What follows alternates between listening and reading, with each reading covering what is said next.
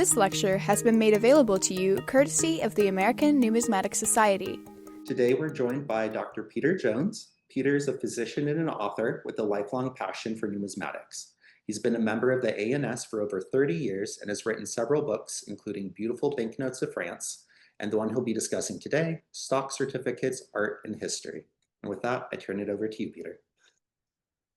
Thank you very much. Good morning or good afternoon, as the case may be. My name is Peter Jones, and I'm going to be talking about stock certificates, art and history.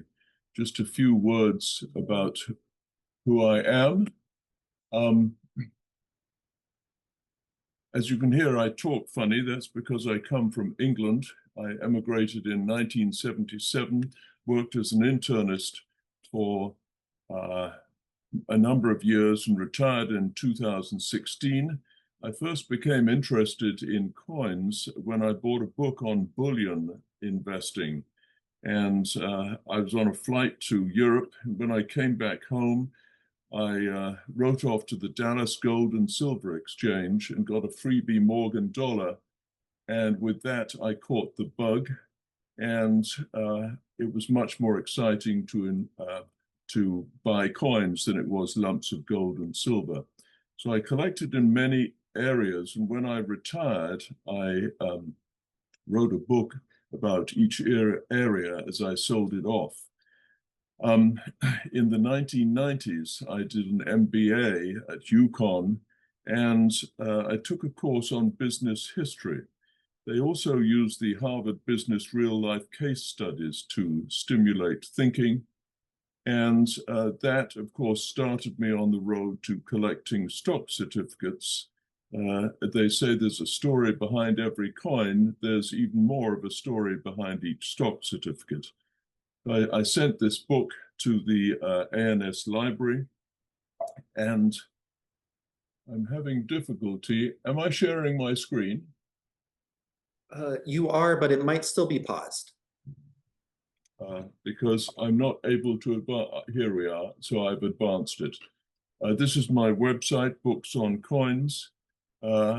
This was the book here, Stock Certificates, Art and History, that I sent to the ANS Library, and Jesse Kraft has kindly asked me to speak on the subject. This is what I'll be talking about. Firstly, some artistic certificates, then some historic certificates, some basics of Scripophily, and 3 sample stories taken from my book.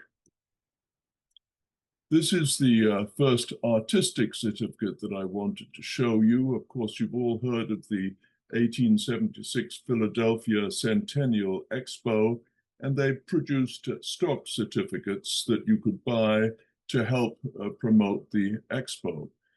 This is Liberty at the top. This is America in 1776, and this is America in 1876. Can you all see my cursor? Okay.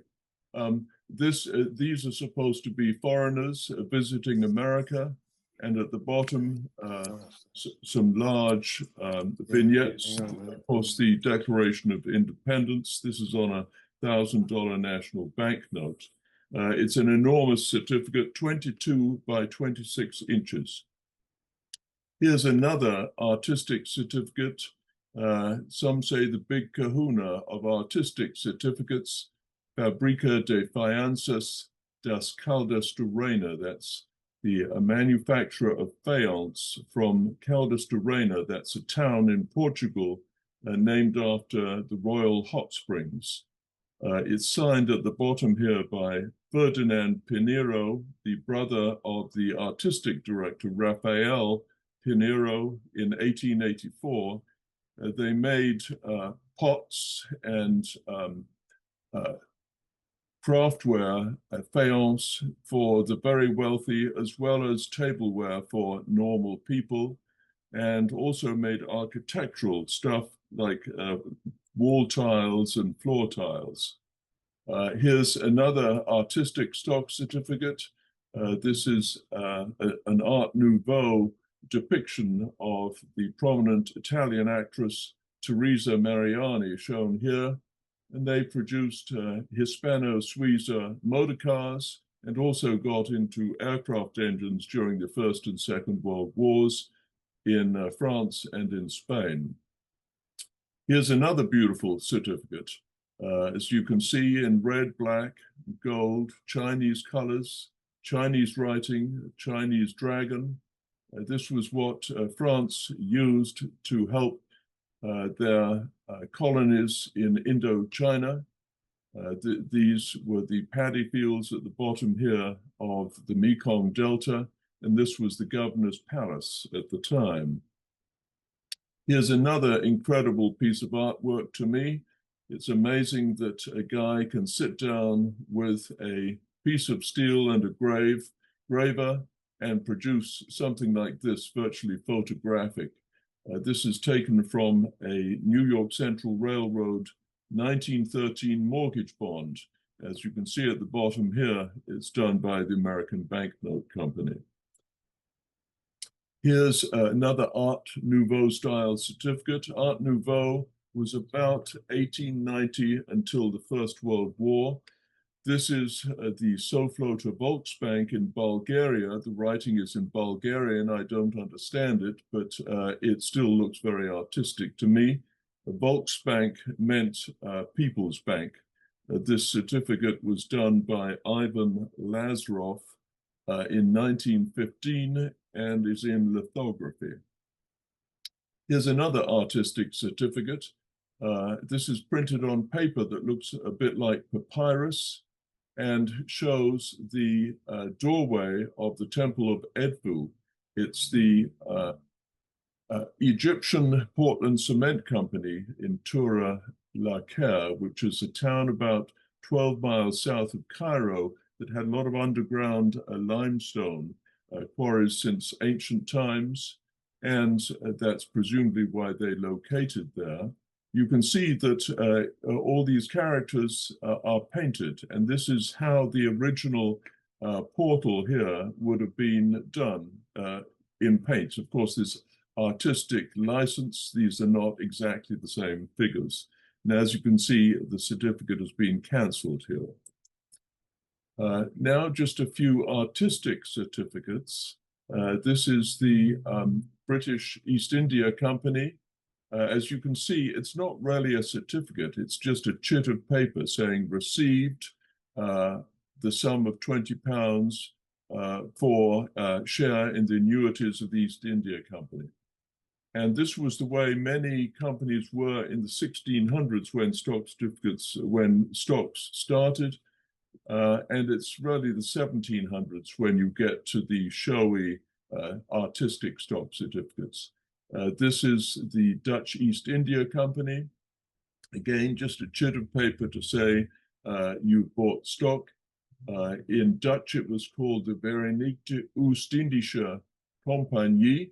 For almost 200 years, they paid an extraordinary dividend of 13 to 18% a year. And it was the first publicly traded company in the Netherlands. They had their own army of Marines. They had their own navy. They had their own shipbuilding yard. They were allowed to make treaties. They had towns all over the world. They were allowed to make war. And they also made their own money. This is a 3 gulden piece with the VOC monogram at the bottom here. Again, a chit of paper for the South Sea Company in London, which started in 1711. Their idea was that they would develop whaling in the Pacific Ocean and would develop South America, but it collapsed in 1720 and then limped on as a government company, finally dissolving formally in 1853. Here's another piece of history. This is John Law's Mississippi Company. Also, like these other companies, I don't think they actually issued stock certificates themselves. They just had inscribed stock. That means that the stock was written in a book at the company headquarters, and you didn't have a piece of paper that you would go and claim your stock for. You just had a chit of paper. Now, the most common collectible for John Law's Mississippi Company is this Royal Bank, French Royal Bank, which the king allowed John Law to take over and issue these banknotes. It says the bank promises to pay to the bearer on sight 100 livres tournois in pieces of silver, value received in Paris the 1st of January 1720. And here you see the imprint of the king. And here's an historic American certificate. Robert Morris, the financier of the American Revolution, started in 1795 the North American Land Company. This was a sort of real estate investment company. They eventually controlled about 6 million acres, but he overextended himself and ended up in debtor's prison. When he emerged 5 years later, he was a broken man. So a little about the basics of Scripophily. I like to think of money and coins as money. Anything that looks like coins that are not money are exonumia, like tokens, medals, elongated cents, wooden nickels. And on the paper side, we have paper money. And if it's paper but not money, it's exographia, which includes securities, scrip, check collecting, and so forth. There are about 40,000 collectors of stock certificates, bonds, Scripophily worldwide, and over 50 stock certificate dealers. There are about 20 auction houses that sell stock certificates. The sell-through rate is somewhat low at about 50%. The first shares were sold in Amalfi in southern Italy, promoting sailing ventures, but there were no stock exchanges. You had to try to sell your share person to person. The first incorporated joint stock company was this unpronounceable name in Sweden in 1347. And as I've shown you, the earliest collectible Scripophily are usually just chits of paper for inscribed stock. The first really decorative certificates came in the 1700s, and this is one of the earliest known. This is the Barcelona Trading Company of 1755. They had a royal monopoly over trade with Puerto Rico, Santo Domingo, and the Margarita Islands. And you can see down the bottom here, they have 3 putti. This one here says number 3 Margarita. This one here says number 2 PTO RCO. And just under this head is 1 for the remaining island. So the first collectors of US Scripophily were probably the collectors of Confederate currency and bonds. In the 1970s, securities collectors reached a critical mass, and in 78, the International Bond and Share Society was started, and they coined the word Scripophily, taken from scrip, meaning a piece of paper, reflecting financial ownership, and philly, meaning love of. So where do collectible stock certificates and bonds come from? Well, businesses were supposed to destroy redeemed certificates. And of course, they started off burning them, but then shredding companies came along, and many shredding companies started illicitly reselling these stock certificates that were canceled to middlemen as collectibles. And of course, some certificates were never redeemed because they lost their value. And one of the biggest examples of this were the 1987 Coots Bank hoard of 87,000 valueless Confederate bonds. And here's an example of one of them. This is a 7% cotton loan by the Confederacy. It was to be paid after the cessation of hostilities between the Confederacy and the Union, and it was backed by cotton. So this bond was backed, it was £200, it was a bilingual bond, or 5,000 francs. This would have been backed by £8,000 of cotton. Just to put this into perspective, this is about 3.5 tons of cotton, and they issued about £3 million worth of this bond, which would have needed 55,000 tons of cotton, and that represented about 6% of the 1860 production of cotton in the Confederacy.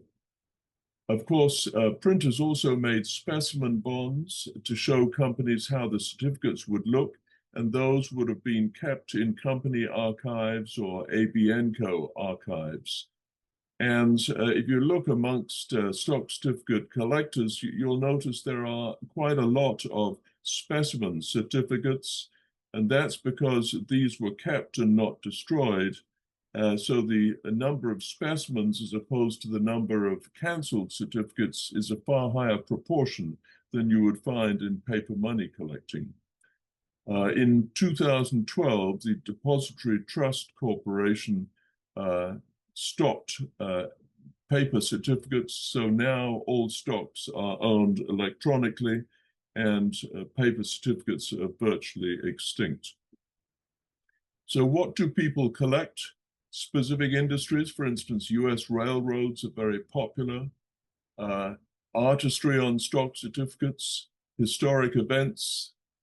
Anderson wrote a book called The Price of Liberty, which goes over all these securities used to help finance the American Revolution.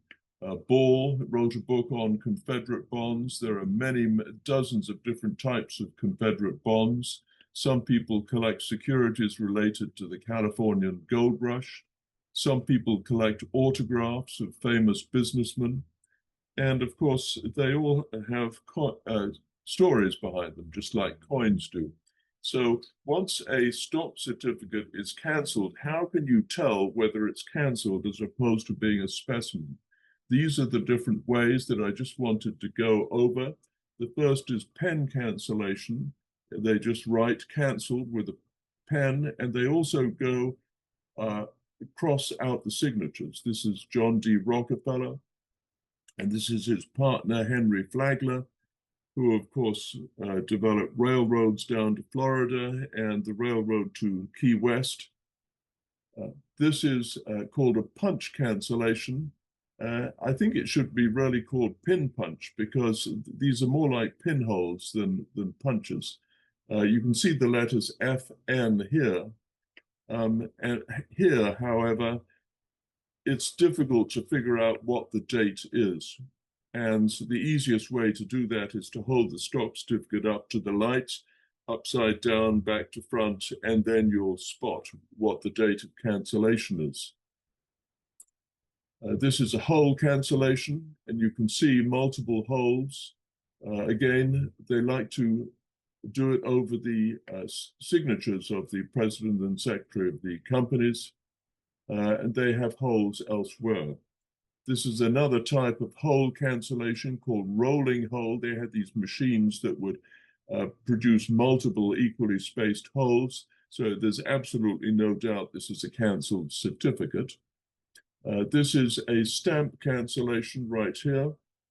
And you can see it says January the 26th, 1912. And also, just for safety, they punch hole cancel it up here. This is called cut cancellation, where you cut out a piece of the certificate.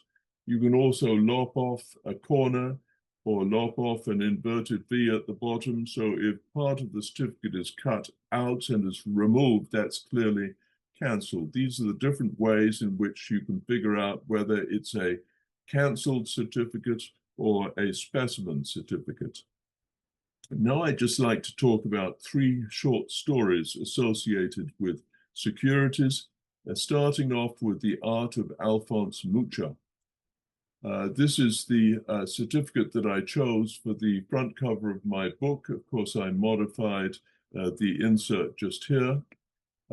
Alphonse Mucha, I'm told the proper way to pronounce his name is Muya, but most people in the West just pronounce it Mucha.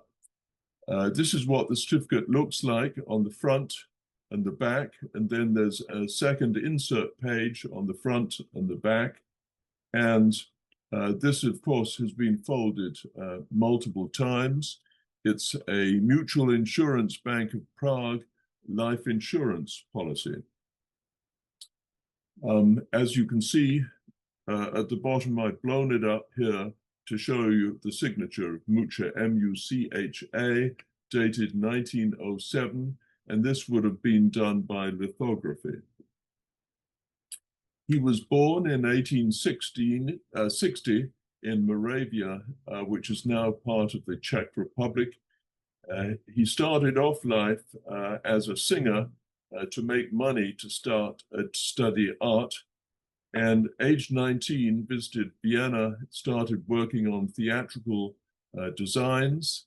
Age 21, a count locally by the name of Count Balassi hired him to paint murals in his castle and patronized him, sponsoring his further studies in Munich.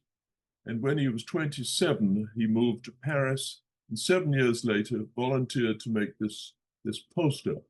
This was advertising the melodrama Gismonde, which was starring Sarah Bernhardt.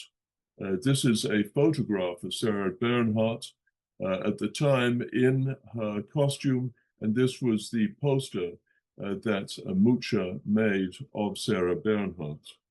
Well, it was an immediate sensation. It stood about 6 feet tall. I remember as a student in Paris, they used to have these large circular structures along the sidewalks, and people would put posters up advertising stuff like this. Sarah Bernhardt was a great businesswoman. She was by far the most successful actress of her day financially and was a great businesswoman, and immediately bought 4,000 of these posters and signed a 6-year contract for posters, costumes, calendars, menus. And this is another certificate I'm showing. This is not Paris, France, but is Paris, France, which is the name of a high-end French department store company that Mucha did another stock certificate for. So this poster here and this insurance policy were Art Nouveau. Why are they Art Nouveau? What are the characteristics?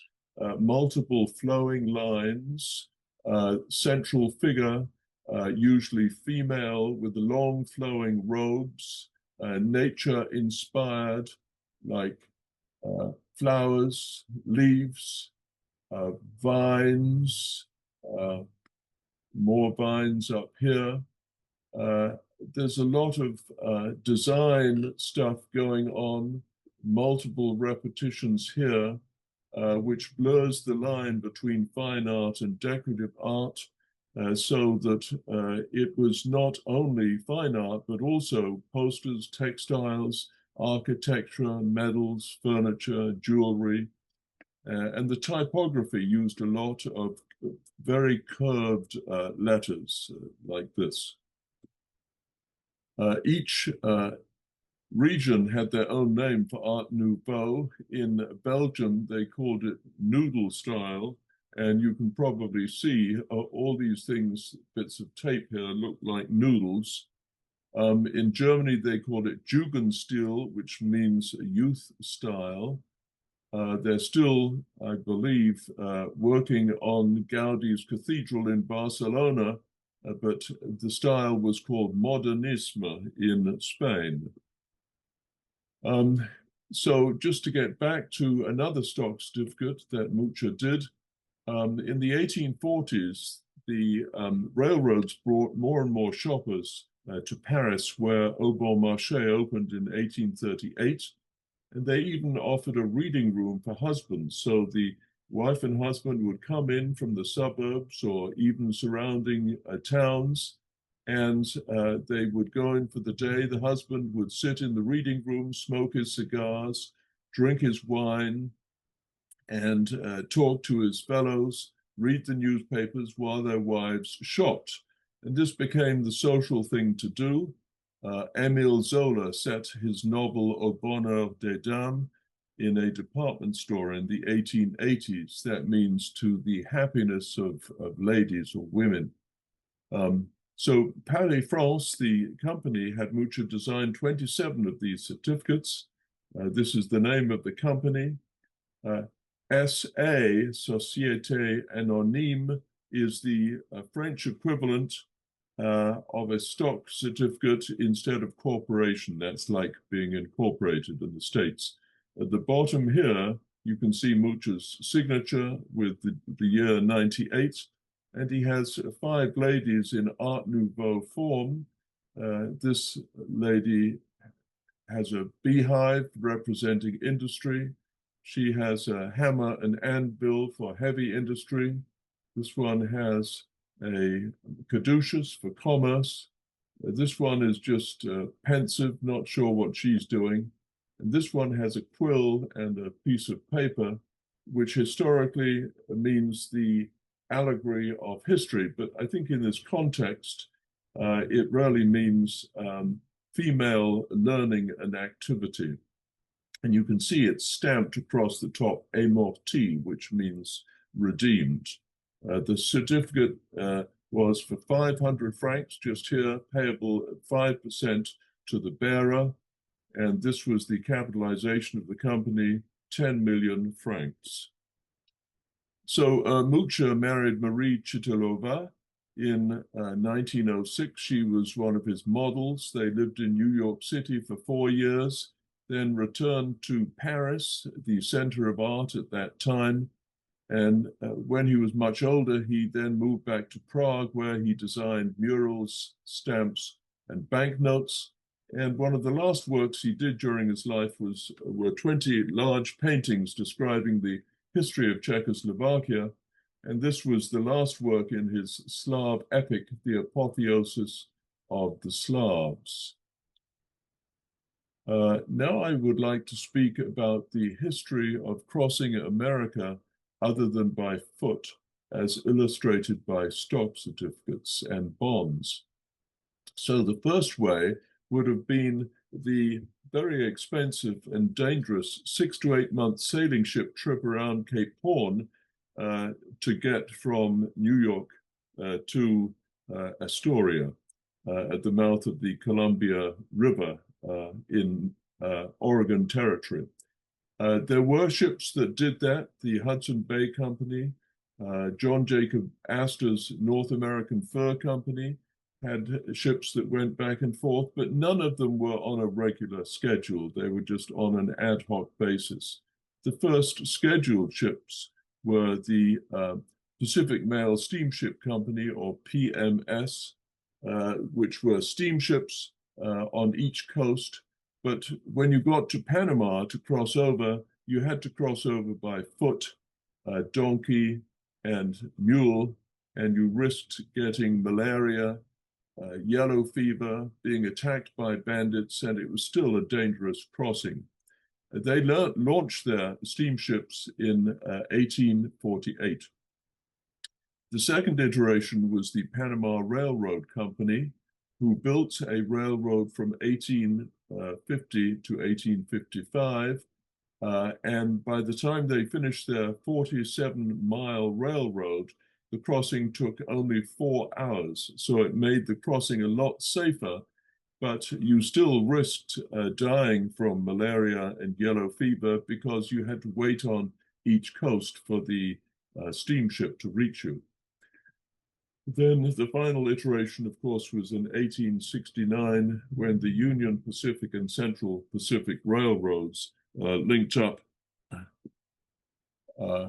So to start off with the PMS, this is a first mortgage bond. That means that if the company goes bankrupt and you hold a second mortgage bond, the first mortgage people will be paid off before the second mortgage people.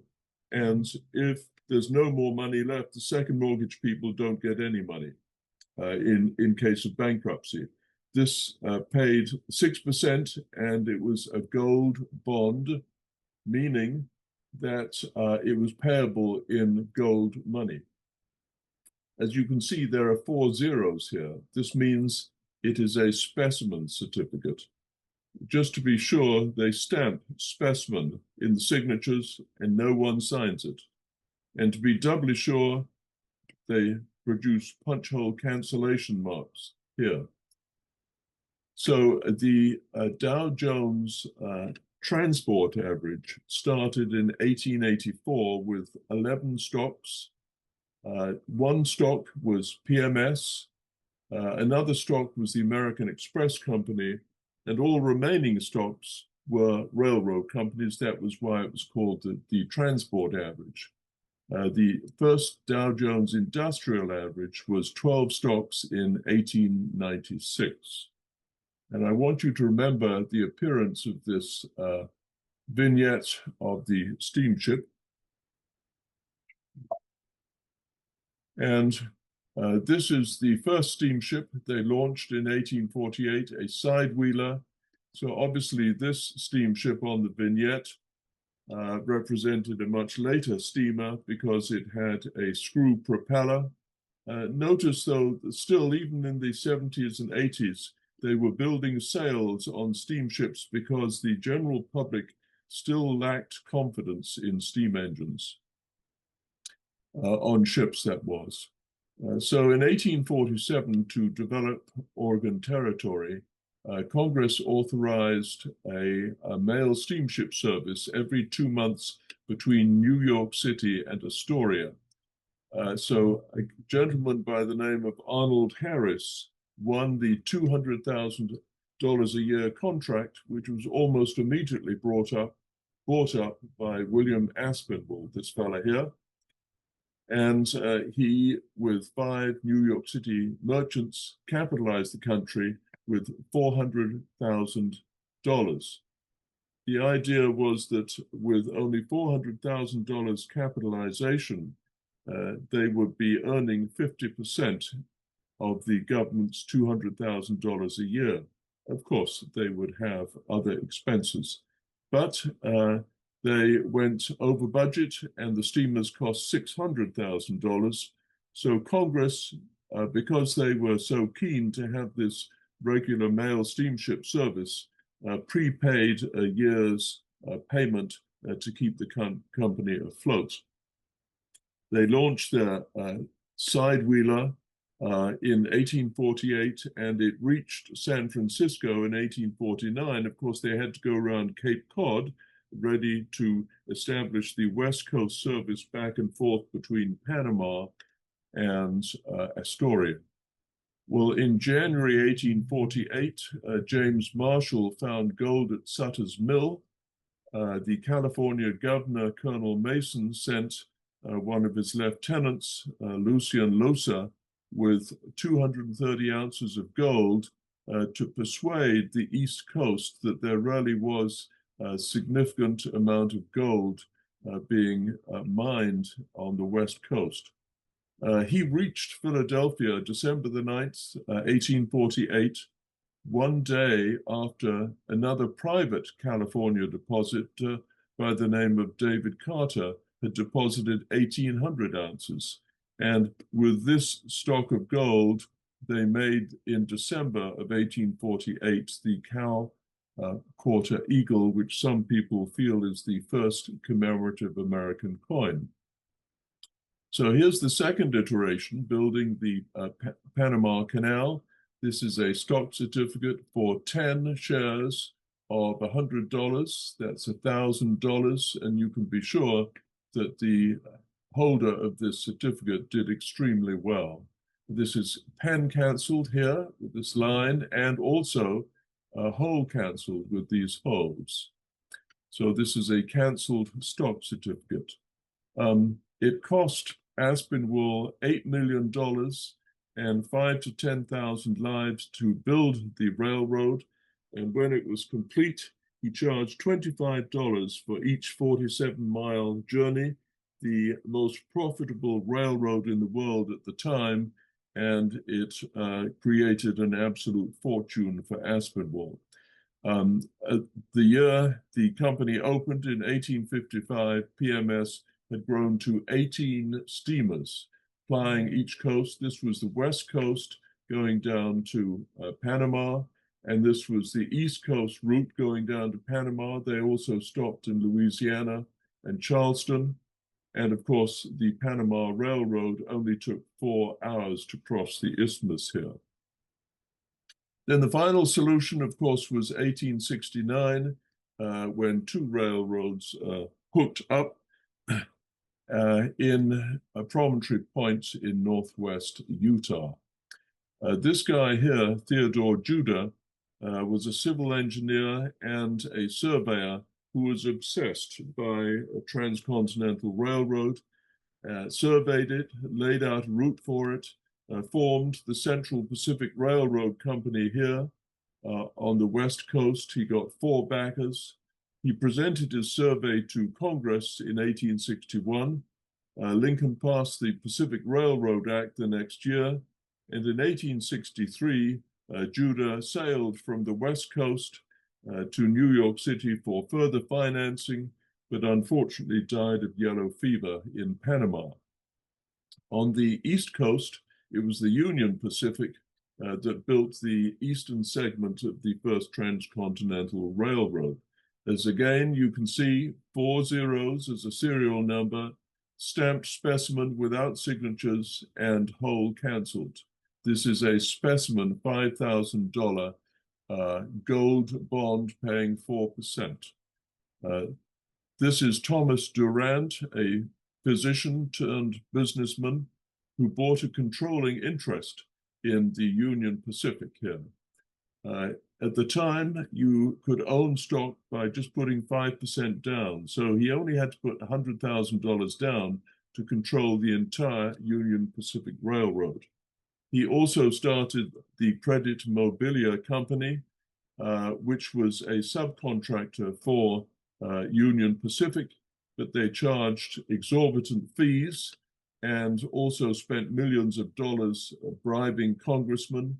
The US government had agreed to pay $12,000 per mile of track, so Thomas Durand willingly extended the track by making it more circuitous to make more money.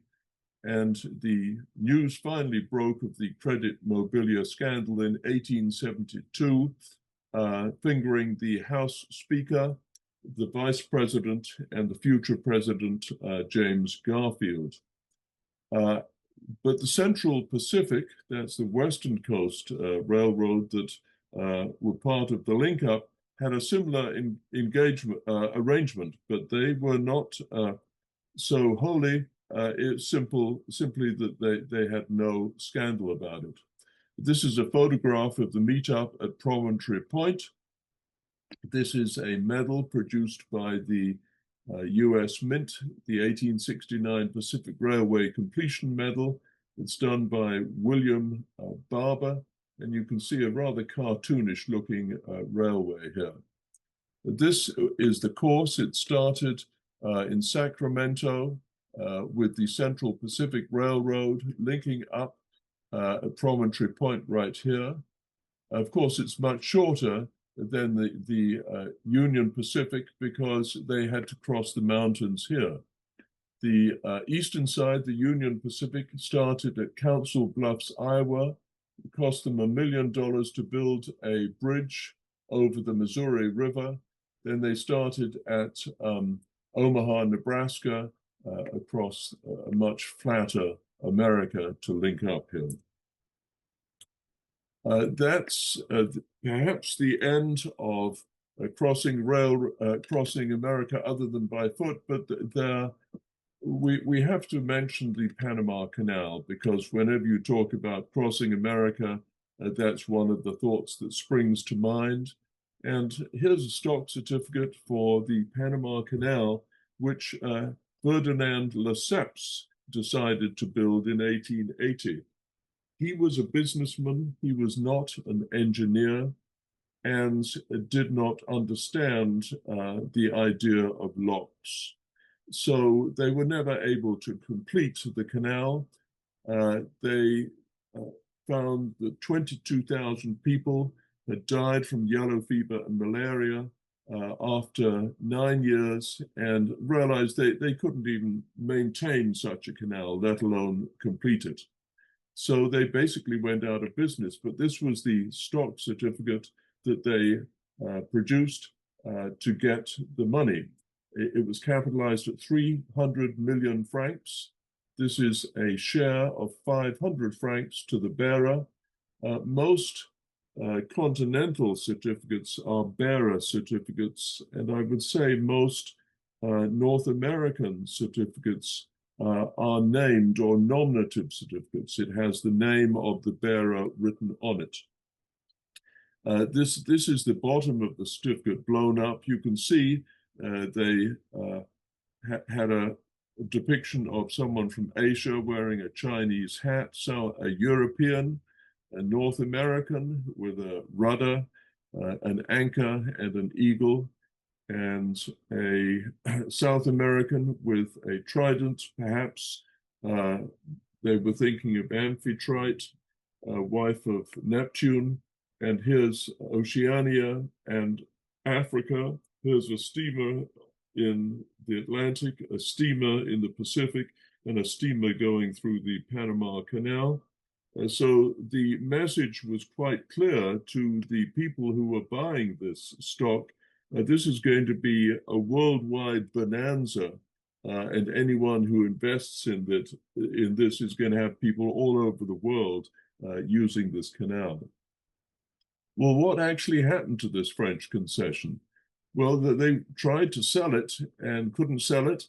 So in 1898, they hired William Cromwell as a US lobbyist to sell the concession. At that time, all the senators in the US Senate wanted to put a canal through Nicaragua. But in 1902, this happened. The Momotombo volcano erupted in Nicaragua. So Cromwell sent this stamp to every senator who obviously quickly realized that it would be most unwise to build a canal next door to an erupting volcano. So Teddy's desire, Teddy Roosevelt, all the way along had been a Panama Canal, and everyone went with the Panama Canal, which they completed in 1914, 2 years ahead of schedule. They lost only 5,000 people because by then the carrier of malaria and yellow fever had been identified, and public health measures markedly reduced death from those diseases. This is how the Panama Canal works. You come in through a canal from the Atlantic, and you go up 3 locks to an elevated level. This level has been elevated by flooding, by creating a dam, the Gatun Dam, to dam up the Rio Chagres, or Chagres River.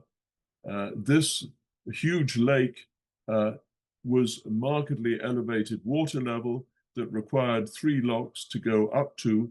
You sail through this elevated lake. Of course, they flooded out many villages and towns. And then you were at a much higher level to cross through the mountain range here called the Culebra Cut. And this is a photograph here of the Americans building the Culebra Cut. And then you descended 1 lock at Pedro Miguel, 2 locks at Miraflores, back down to the Pacific Ocean here. And the final story that I wanted to talk about was how Carnegie sold out to John Pierpont Morgan. Carnegie was born 1835 in Scotland to a very poor weaver family. His father wove table linen on a machine by hand in their one room home. And as machinery had got more advanced, he was basically put out of business. So the family moved to Allegheny. Andrew Carnegie had a gift for Morse code, and at the age of 18 landed a job paying almost twice GDP per capita average wage as a telegrapher for the Pennsylvania Railroad Company. He was obviously a very intelligent guy, because 6 years later they made him superintendent of the company's Western Division, paying him 10 times GDP per capita average wage.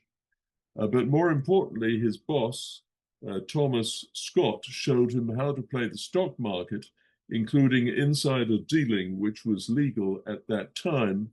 And with that money, he was able to buy out Story Farm and develop it as a steel factory.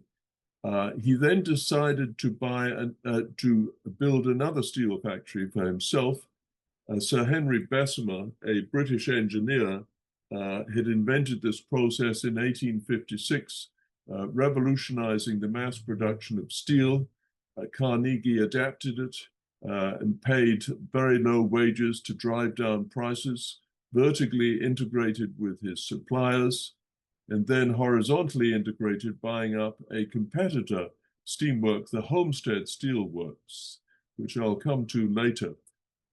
He was a mother's boy and eschewed marriage until his mother died in 1886, when he married his belle, Louise Whitfield. She later commented that his mother was the most unpleasant woman she had ever met. Just 3 years later, he made Henry Frick chairman of his company to reorganize his business. And at that time, his factories were producing 2,000 tons of steel a day. At the time, there was, of course, a move from cast iron railroads to a steel track, because cast iron would only last about 10 years. It kept on cracking, breaking, rusting, and steel would last much longer and behaved much better. So steel was the new product of the day. Two events spoiled Carnegie's reputation, of course, and these were the Johnston floods and the Homestead plant strike. The Johnston floods, depicted here, he and his wealthy pals had a fishing club on a lake formed by an unsafe dam, which they refused to fix. The dam broke, and 2,200 people were killed. Obviously, the newspapers had a heyday. The second event that spoiled his reputation was when workers struck at his Homestead plant. Carnegie decided to leave for Scotland and put Frick in charge. That made him look like a coward. And Frick then hired 300 Pinkerton agents who fired on a crowd, killing 10 people and injuring hundreds. The Pennsylvania governor brought in the state militia to end the strike. Frick then brought in non-union strike breakers, and obviously the newspapers had a heyday. Well, in 1900, the Carnegie Steel Company was the largest and most profitable industrial enterprise in the world, and forming trusts seemed to be the thing of the day. It was a way of monopolizing for big industry, and many industries united to form trusts at that time. So Carnegie, who did not like negotiating, simply wrote a note on a scrap of paper to Morgan saying, "Here's my price, $480 million. If you accept, we have a deal." This was Carnegie around that time. J.P. Morgan replied, "Congratulations, Mr. Carnegie. You are now the richest man in the world." The next year, he merged Carnegie Steel with two other companies to form U.S. Steel, which was the first billion-dollar company. And of the 480 million, Carnegie personally got $225 million. This is JP Morgan with his long wobbly nose that this girl is laughing at. And this is how Andrew Carnegie was paid. Registered 50-year 5% gold bonds from the United States Steel Corporation. He received 2,250 of these $100,000 bonds. And so they used a stamp rather than writing his name out 2,250 times. This is the vignette on the bond, a detail of the Carnegie steel mill. Then Carnegie changed. He had another 19 years to go until he died. And instead of being a driven businessman, he became a driven benefactor. What happened to US Steel? 2 years ago, Nippon Steel announced a $15 billion acquisition. And this was finalized this year with a golden share, so-called, to the US government, allowing them oversight to veto major corporate decisions. Today, US Steel is a dwarf of its former self and is the 27th largest in the world. This is a picture of Louise, Andrew Carnegie's belle, at the age of around 30. This is Louise in her later 30s. 10 years after they married, they had one daughter only, Margaret, who lived on until 1990 in Fairfield, Connecticut. The significance of all of this is that Carnegie became the first mega philanthropist. By that, I mean a man of massive wealth who gave a massive percentage of it to charity.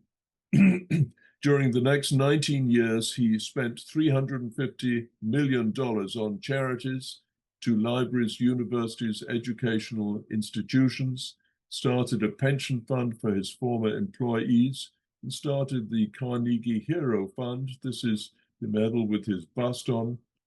And here again is a cartouche to write the recipient's name on.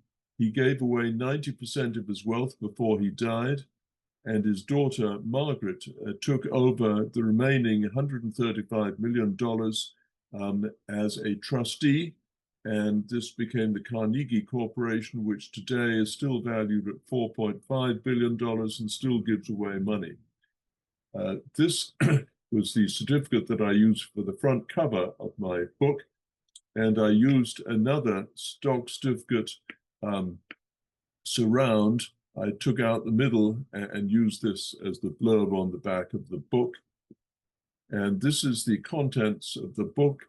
It's about 90 pages of artistic stocks and bonds, 30 pages of famous signatures, another 40 pages of interesting and important companies, a history of the Dow Jones Industrial Average, how to rank the wealthiest Americans, putting money and finance into big history. Then it finishes with a whole load of charts and graphs related to finance over the centuries. These are the references for what I've been talking about today.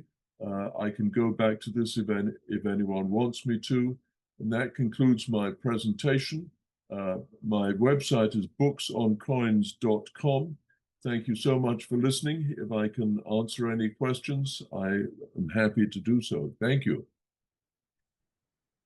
Yeah, thank you so much, Peter. This was a really fascinating peek into your book and into Scripophily. There's so many beautiful photos and stories. If anyone has any questions, please feel free, just unmute yourself and ask Peter directly.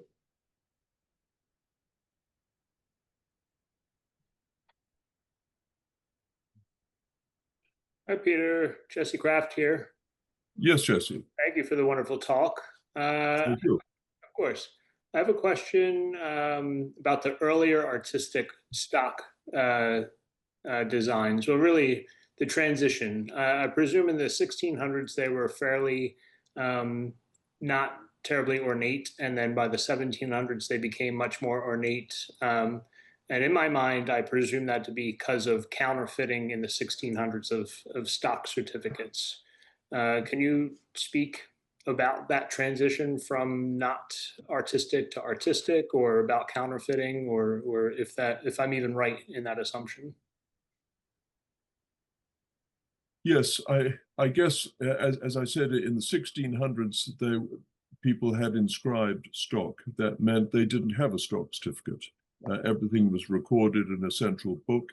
And then they decided to produce stock certificates, but it was still inscribed, and these would have indented borders so that they could refer back to the original book.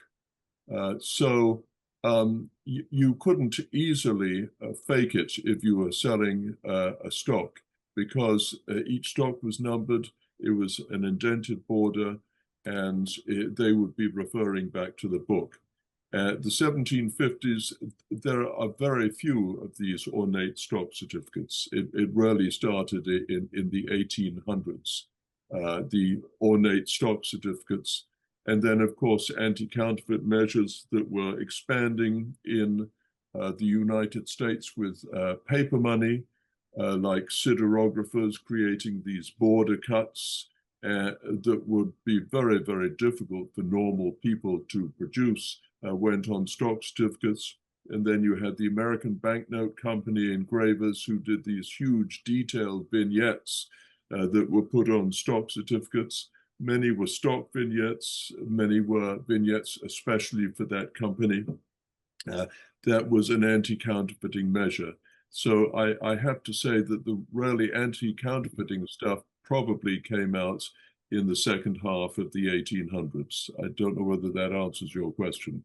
It does, yes. Thank you very much.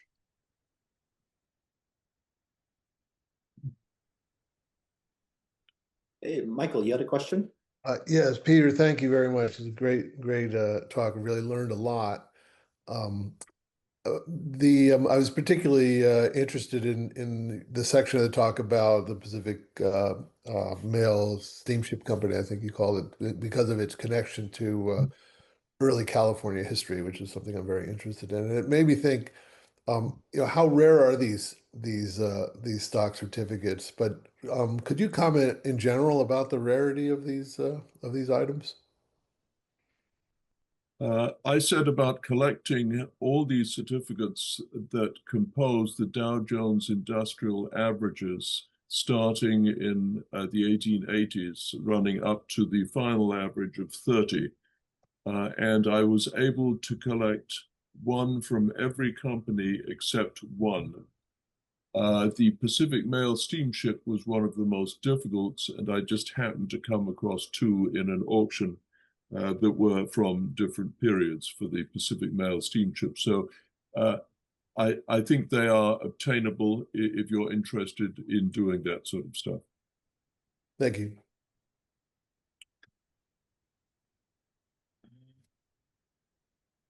Any other questions? Yes, can you hear me? Okay, wonderful presentation, Mr. Jones. I remember seeing a friend who had Russian and Romanian stocks, and I think these are all never cashed, or they were all pre-revolution, pre-World War II, pre-World War I, I take it. Did the Russians ever come back and say, we'll give you 10% or something on the dollar, or was it just collectible as far as I could tell? And that's what I told my friend. Is there any update on those old stocks from the 1900s? I'm afraid that's something that I'm not an expert on. I cannot be sure whether those stocks still have any value. But stock certificate collectors, when you get into this, many of them think, I'm going to be able to get a certificate that still is worth something. So that's why I went over all the different methods of cancellation and specimen certificates so that you could see which had been canceled and which were specimens, none of which have any redeemable value, only collectible value. There was a Chinese company that was ramped up as a collectible by people advertising that the Chinese could still pay for it. People started buying, I forget the name of the certificate, it was a Chinese bank, I think. And when it happened, the value of the stock certificates went into the thousands. And then, of course, the whole thing collapsed when China said, no, there's no way in hell we're going to pay on this. And I would assume that would happen for most very old companies because, you know, countries of origin have their own laws and don't have to respond to other countries. Thank you. Yeah.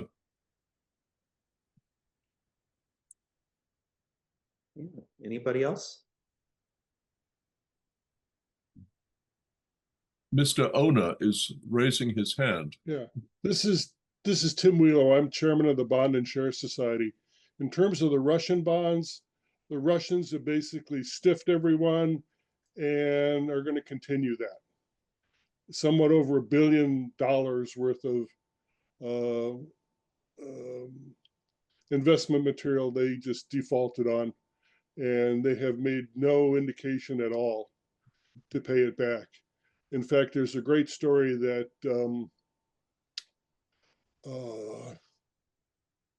who was the premier when the Russians defaulted? Went bust? Gorbachev. Gorbachev actually visited the New York Stock Exchange. And in the partners room of the New York Stock Exchange, there's a big vase or a big vase of something. It's huge. That was presented by Tsar Nicholas II to the New York Stock Exchange for floating a lot of those bonds.